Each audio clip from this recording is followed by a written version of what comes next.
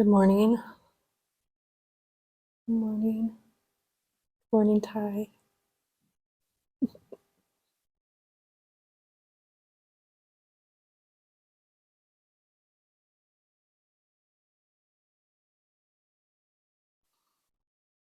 Loves. Loves, loves.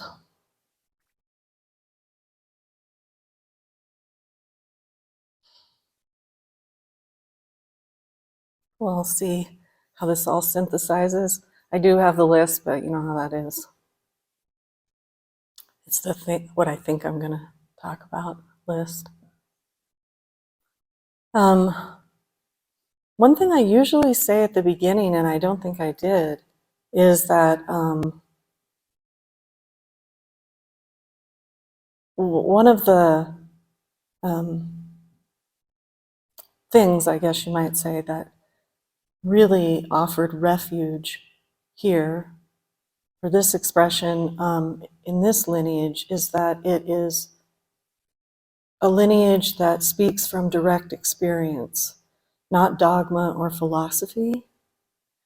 So everyone has their own experience, and yours may not be mine. And I understand that.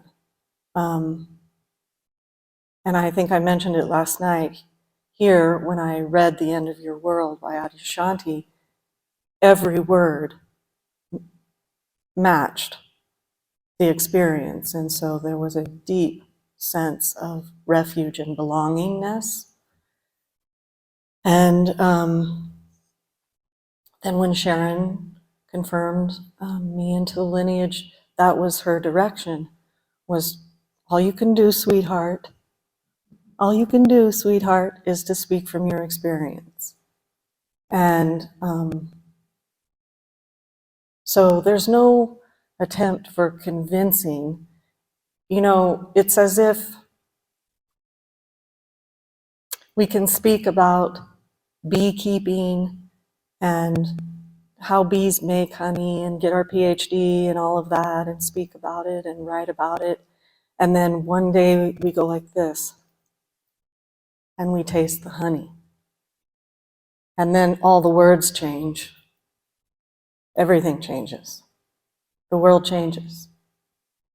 And the words will never capture the taste of honey, ever. And I understand that. And we all have our own ways, which is, yes. I mean, the diversity of languaging experience. Well, we have some poets in the room, so you know what I mean.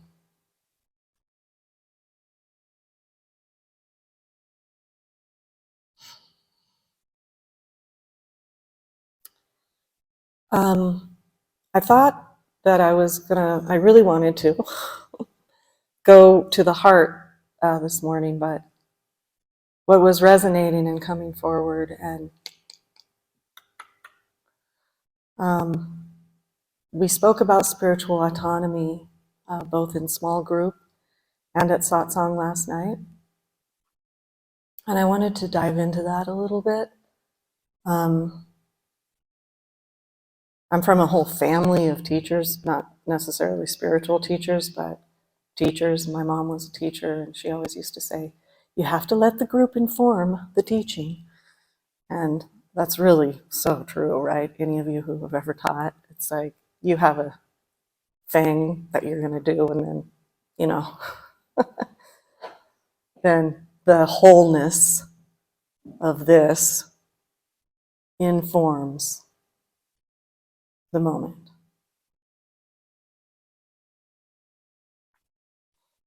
I'm going to read something just to get started. I love this little book, The Way to Love, The Last Meditations of Anthony DeMello. I don't know if any of you are familiar with Anthony, but what a fireball. I mean, he's a fireball, and I love fireballs.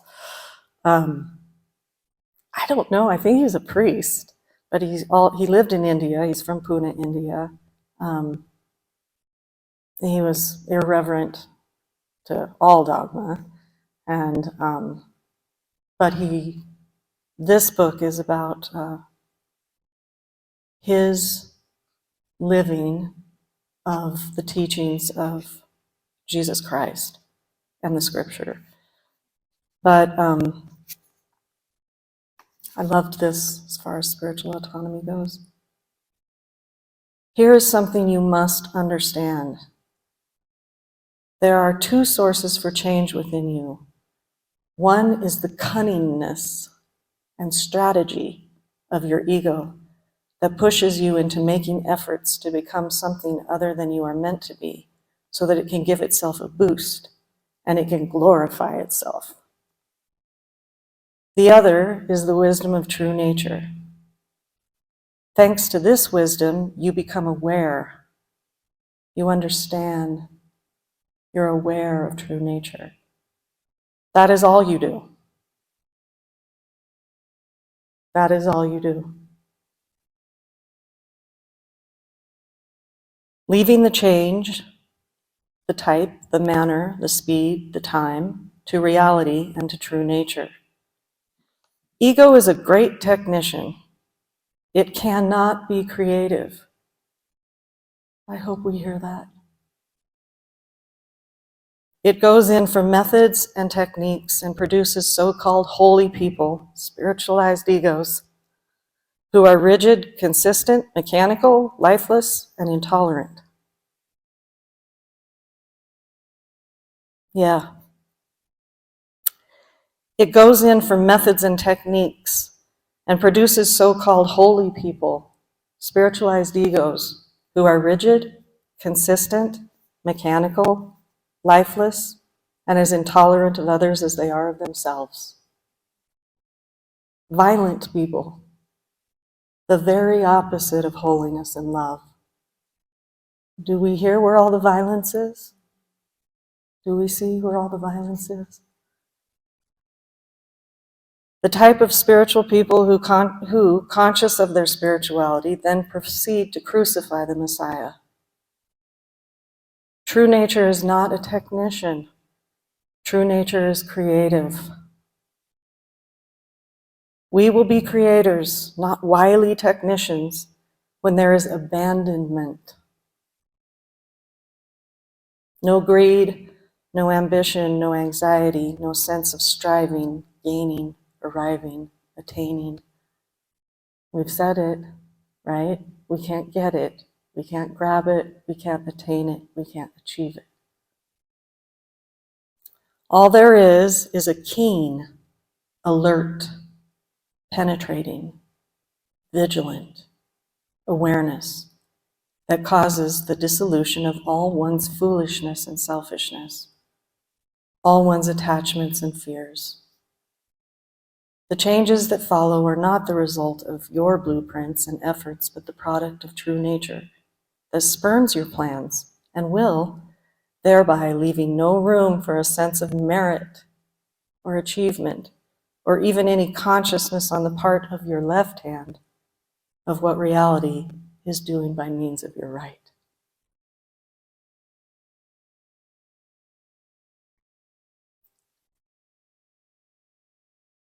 Yes.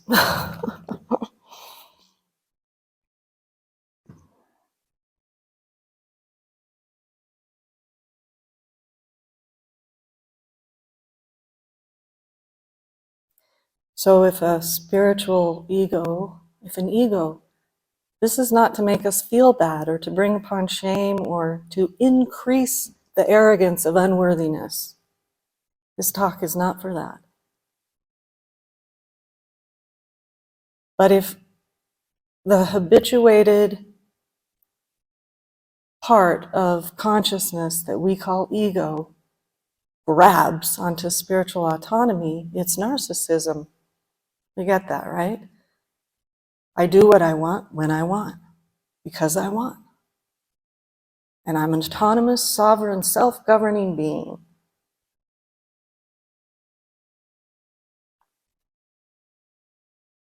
So spiritual autonomy is of a different level of consciousness. It's beyond all of that. It's the realization of aloneness.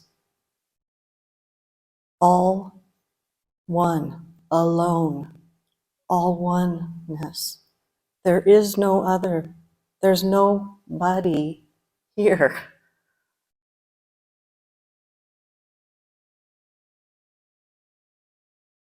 Love is, and that's it. And all the rest is mind world, me. And when me reaches for autonomy in an attempt to glorify and feel safe, a lot of times it's just to feel safe because it stands trembling, vulnerable, naked, impoverished, unadorned in front of Source. And at the heart of it, the core of it, is I'm not good enough. Which, it's a funny thing to say and probably a funny thing to hear, but that's just the arrogance of mind. There's no, everything is of its own worth and meaning by its very existence. Existence. The rose blooms not with the question, why?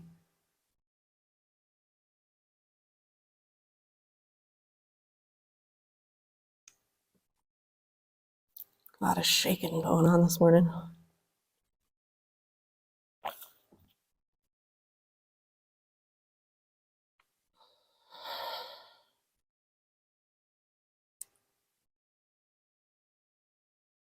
Autonomy, spiritual autonomy, arises from the realization of true nature. That's how it arises. It comes into consciousness. And that word that was used last night, I think it was Janice, where you're compelled. Compelled. This is a very kind of crude example, I suppose, but we all can sense it because we're all being gifted right now with a physical experience we call a body. I mean, you know, you're compelled to blink your eyes, to swallow, to, you know, the things that are happening autonomously. They're not something you can stand against or fight against because they just are. And they're being moved by something other than the cunningness of what is a habituated pattern in consciousness that we call the ego. It's a belief in separation. I just can't say it enough. It's a belief in separation. That's all it is. It's nothing more. It's not a big bad entity. It's not a separate thing that it must be annihilated or denied. It's a belief in separation that once we see, it can be returned. The mistakenness, the veil parts, the obscuration clears of its own accord. Of its own accord.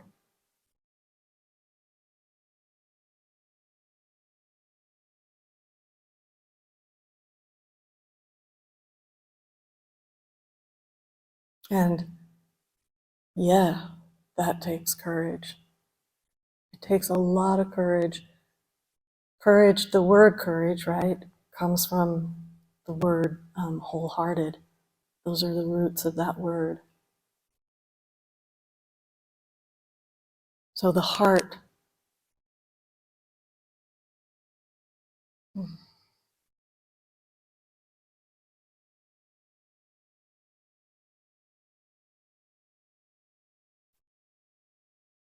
That's the tool for the job. That's the aspect of our being that can be inhabited, evoked, and become more and more skilled. It grows in capacity as we attend to something other than the strategies. Give it to the heart. Give it to the ground. It doesn't take away the challenges that have to be met. We can look at the paths of the mystics who have stood up and said this throughout history, and I think that's why there's a little bit of fear waking up, because there's this collective remembrance of not so great stuff. Yeah, crucifixion, burned, whatever it all is. That's in cellular memory. Called crazy, kicked out of the tribe, go wander on your own. We can't handle that kind of truth. It hasn't really ended all that well for very many of them up until now. Now is now, and things are changing.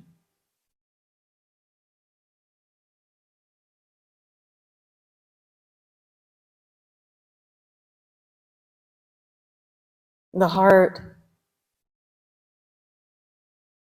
it doesn't exist in the heart, the radiant, illumined heart of being. There's no existence of trying to use love through nature, anything like that, as a concept that can then be enforced upon reality. But that just doesn't have existence here. But it doesn't always feel safe to our nervous systems, to our image of ourselves, because it's not. It's not the safety that ideas and beliefs and false images need to perpetuate themselves.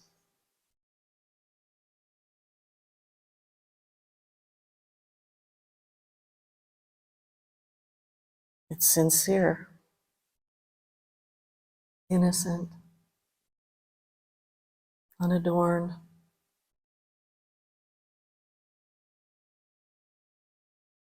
and powerful, creative, fresh, and new every holy instant. Just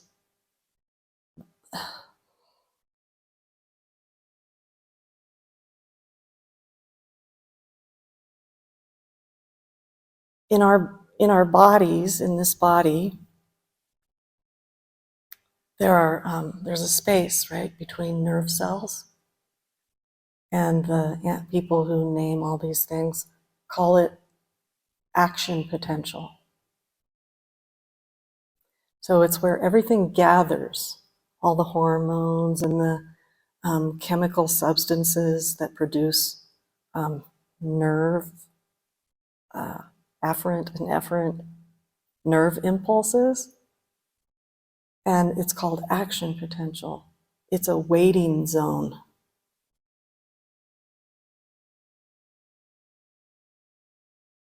And enough, whatever gathers there. It's like the Big Bang embodied all the time. Do you feel that? That's right here.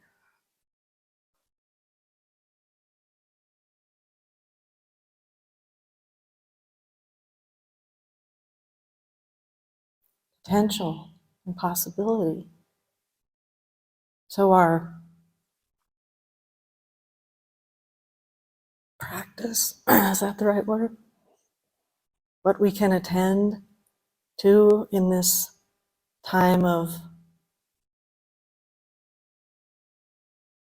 fundamental transformation, transmutation, is the creative potential beyond the thinking mind. You know, Carl Jung said, the whole world prays for peace, and the whole world prepares for war. And that's true of the mind. The mind world prays for peace and prepares for war. That's what is going on in the mind world. The what do we want to call it? The referencing, believing, separate idea. Praying for peace, preparing for war.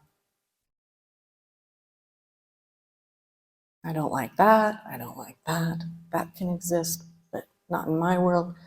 And, you know, the whole thing.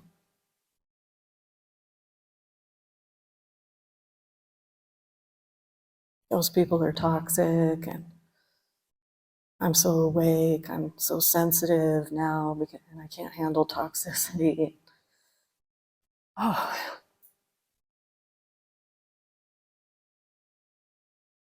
I think we need to be done with it.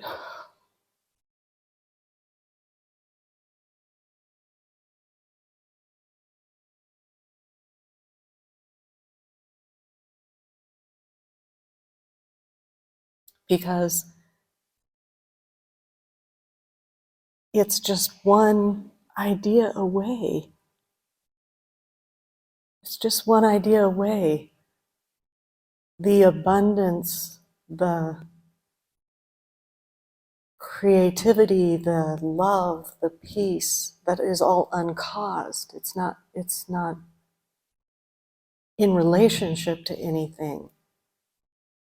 It's not achieved or manufactured or any of that. It's just existent as fundamental reality is the waiting in that space of action potential.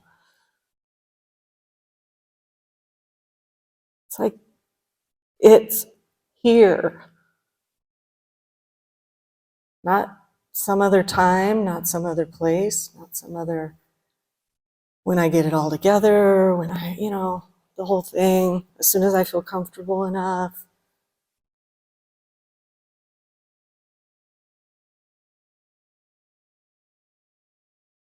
And attention, the dynamic aspect of awareness, the ground of our being, is the water on the seed. What we attend to, right? What we nurture with our attention, because it's not our attention, it's the attention of God.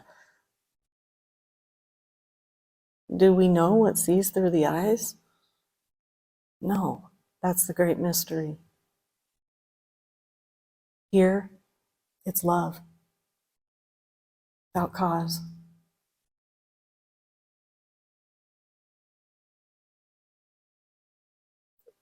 Love in the face of complete unreasonability, bewilderment, bewildment, wild, untamed.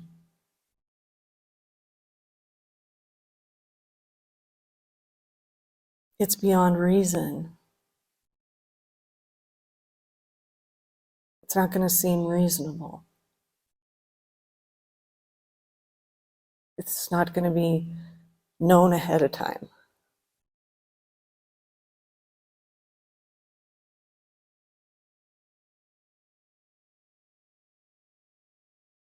And yet, we know. There's the sense of knowingness, capital K. We don't know where we're going to go, but we know we're going.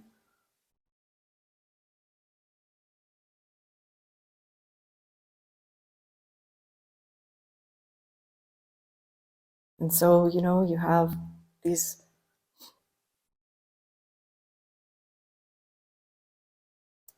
miracles to the mind. They're miracles to the mind because the mind can't conceive of what's actual.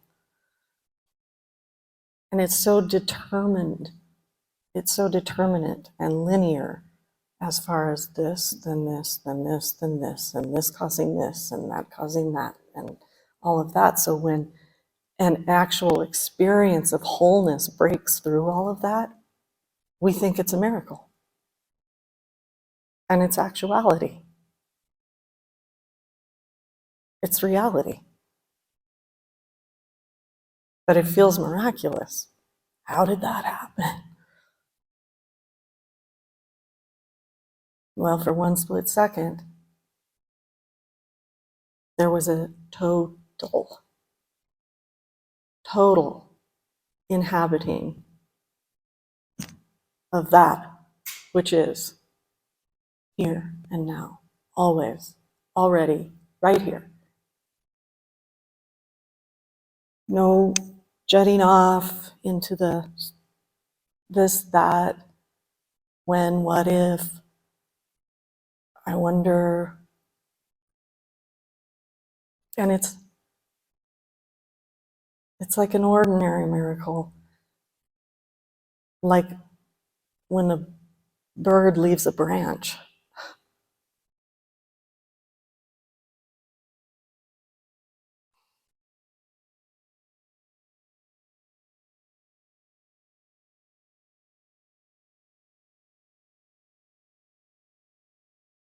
So I'm always feeling very cautionary, I guess, in a certain sense, about these words that we all use, because a word like autonomy is a dangerous word in the hands of me.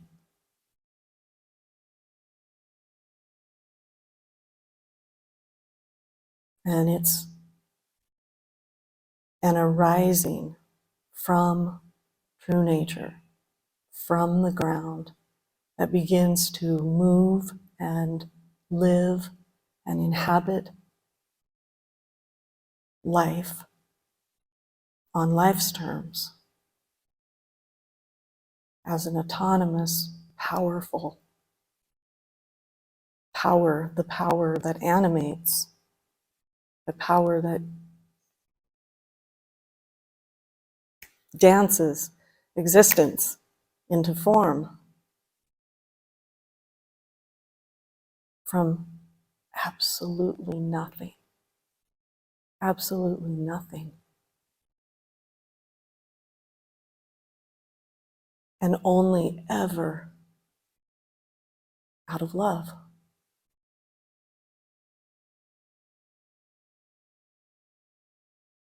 There is no other reason.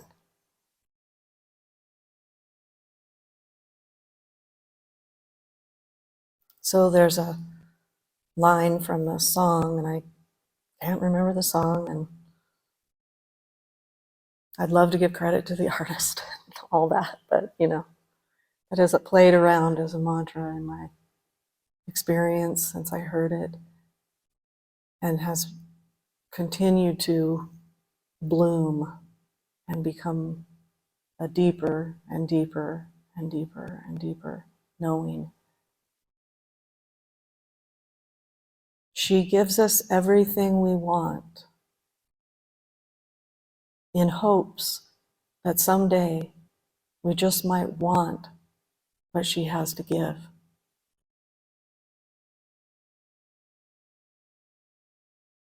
We can have war. We do. We can have as many expressions of the belief in separateness as we would like, and we do.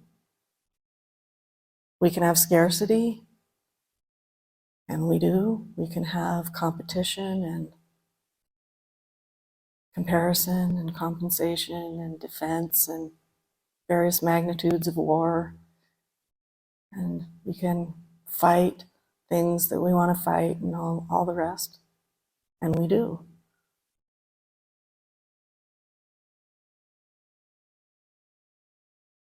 in hopes that someday we might just want what she has to give.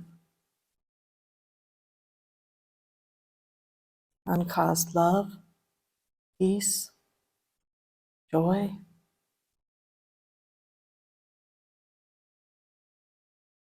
In the midst, amidst, and amongst a sensory experience, which is what it is. It's a sensory experience, you know. There's a perception of this and that, of subject object, but it's just a perception. It's an artifact of this experience that we all have wanted, evidently, because here we are.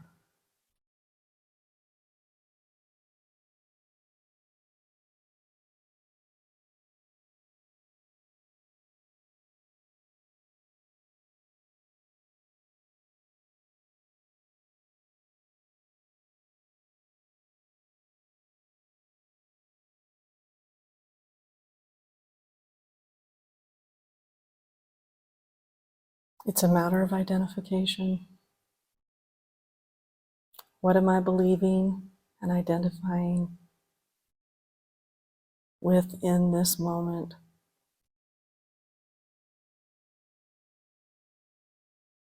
And what is my deepest experience of true nature? And how do I, I think for younger people, I'm not sure they've ever tuned a radio dial. I think that's an old timer thing at this point. But, I mean, if you tune the radio dial, sometimes you kind of have to like fidget a little bit to get on to hit the right station. There's still all the other stuff, right? All the other levels of consciousness, and some of them are so loud, mesmerizing.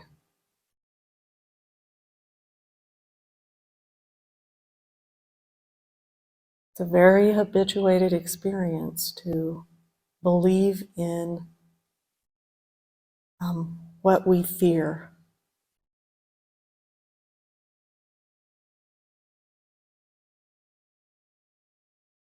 And tune into it and prepare. I mean, that is wired in. It's not something we can, well, I guess we can feel shame around it and all the rest. But it's not useful. It's just, at a certain point, it's surrendering the idea that we're going to fix it and making ourselves available to the creativity that is rewiring the world as we speak.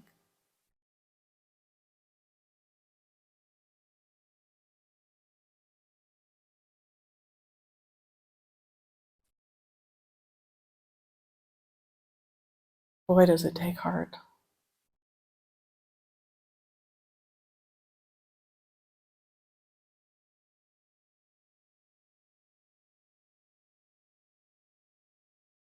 And we tremble before our destiny. That's okay. There's a sense of like reading the letter to Sharon Landreth. You bet. You can feel something happening and you don't know what it is, but you know that it is now has moved in and it has the wheel.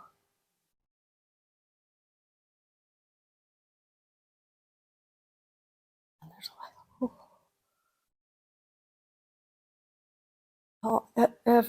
every wisdom teacher, every mystic on the path has a beautiful story about that.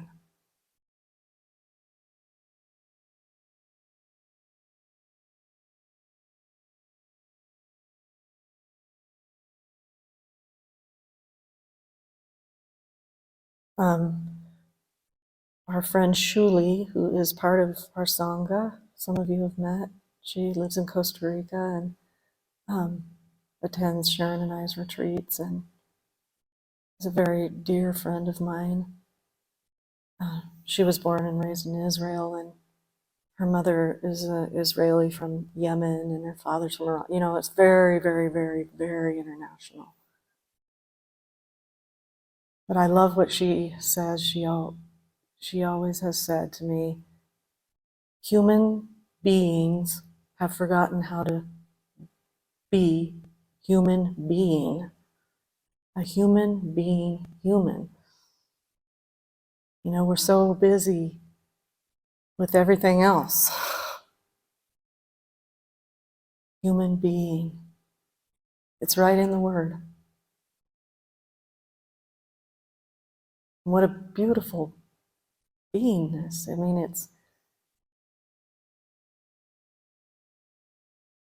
in the heart of it.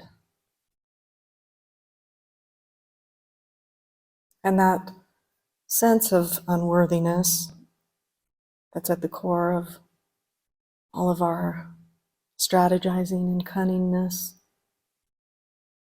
that sense of not good enough, the sense of, you know, even when it comes in the guise of I'm super special, it's the same thought. It's the same thought. Same. That just can't stand up to love, uncaused love, love that radiates and lives and breathes and expresses and enjoys and is becoming more and more and more and more and more awake to itself as itself through human beingness.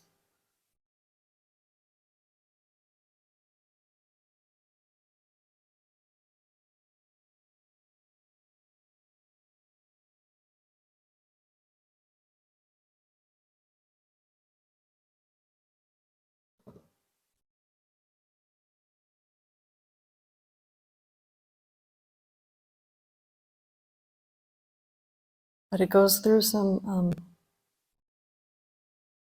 and not for everybody. Some people are awake. Some people have very subtle move into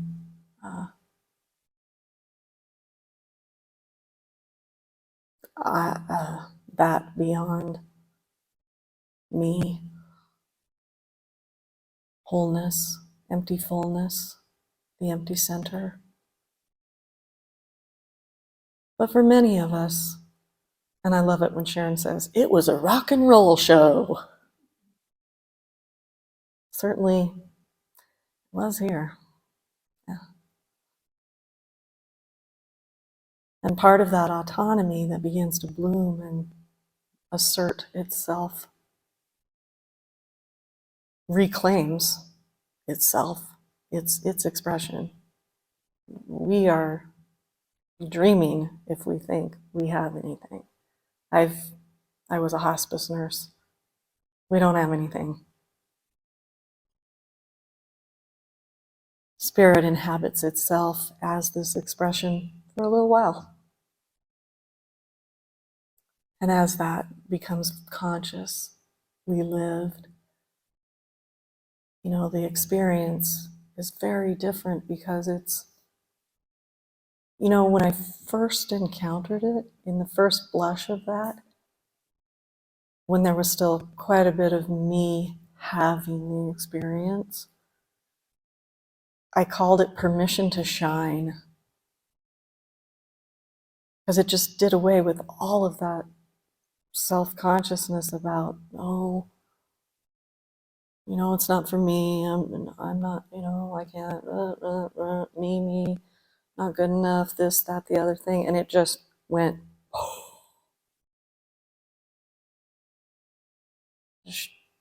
everything was shining. Everybody, everything, it was all one shine.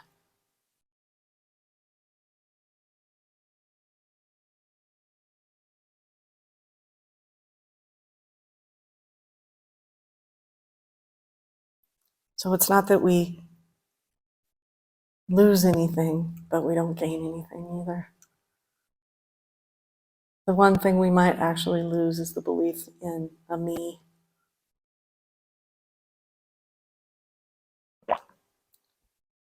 And the experience of that doesn't last. The experience of a me is no longer present, but it doesn't feel like a loss. And it doesn't feel like a gain. It feels like the actuality and the originality and the divine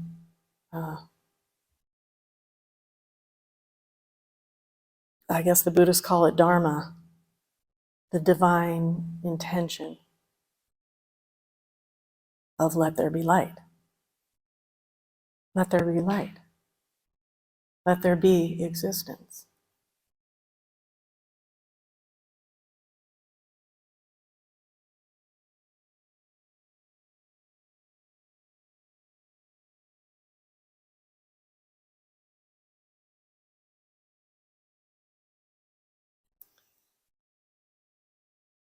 Oh,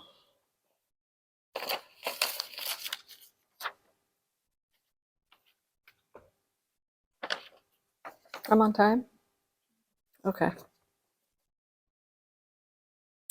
Oh, I've read this quote so many times, and it's my favorite all-time quote of Ajah for spiritual autonomy. It has the word salvation in it, which can ring some connotation bells from if you've maybe grown up with some kind of Christian idea that you're a sinner that has to be saved from something. Salvation. Salvation meaning returned to originality, delivered from the idea of separation, which is, in Bible terms, I guess, evil. The mistaken thought that I am a separate thing. Just that's all salvation is. He does use the word salvation, but not in a way that any sinner, the word sin just means mistaken identity. That's it.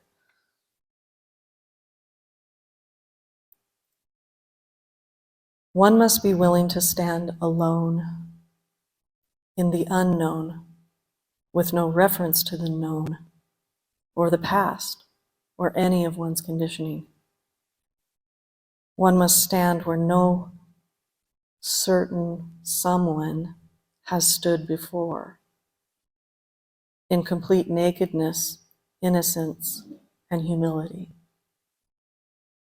One must stand in that dark light, in that groundless embrace, unwavering and true to the reality beyond all self.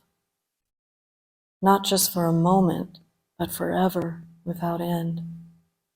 For then, that which is sacred, undivided, and whole is born within consciousness and begins to consciously express itself. And that expression is the salvation of the whole. It is the activity of an inward revolution brought down into time and space. Adyashanti.